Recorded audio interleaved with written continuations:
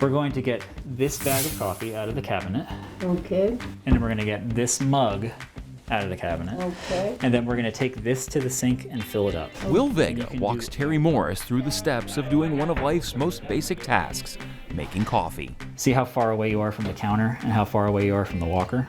Yes. If you're reaching like this, it's less safe.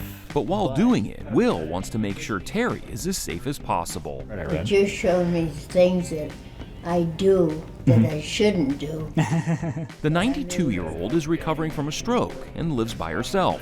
Do I stand up? Will works with Terry on various kitchen and laundry room chores, as well as strength-building exercises. Because I like the idea of problem solving with a person one-on-one in like a really dynamic kind of context. For Will, serving others isn't anything new, but in this capacity, it is. And then here in Charlotte, I managed a tap room at a local brewery, worked in packaging in the back of the brewery for a bit, so a little bit of everything. He spent a few years working at Noda Brewing. I mean, it's a great industry. But ultimately decided he wanted to take his career path in a different direction. I mean, it was honestly just Googling medical fields and like certifications and licensures, and that was when I found out about occupational therapy. I love occupational therapy, but we have a really crappy name because it's very misleading. People assume occupational means like job, work, but it actually is like a lot of different things. Like you have your activities of daily living. Think of your occupation as the job of being you and whatever it takes to do what you need and want to do in your life. Basically,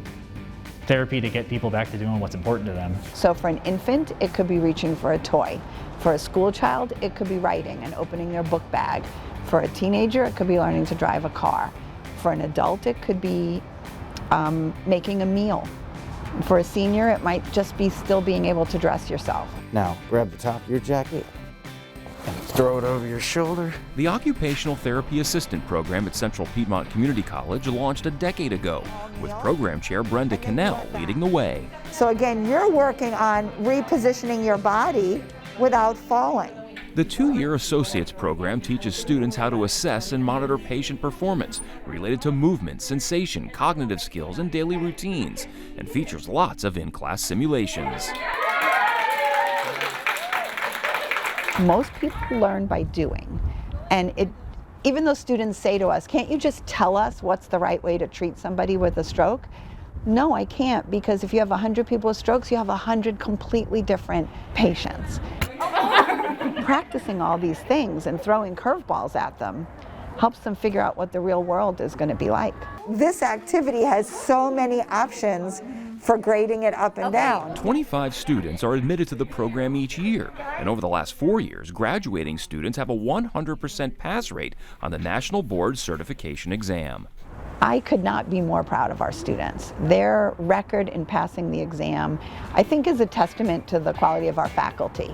According to the U.S. Bureau of Labor and Statistics, the median annual wage for occupational therapy assistants was nearly $62,000 as of May of last year. Overall, employment is projected to grow 34% from 2020 to 2030, much faster than the average for all occupations. That translates into nearly 9,000 job openings annually. So the majority of our graduates go to work in either pediatrics or geriatrics.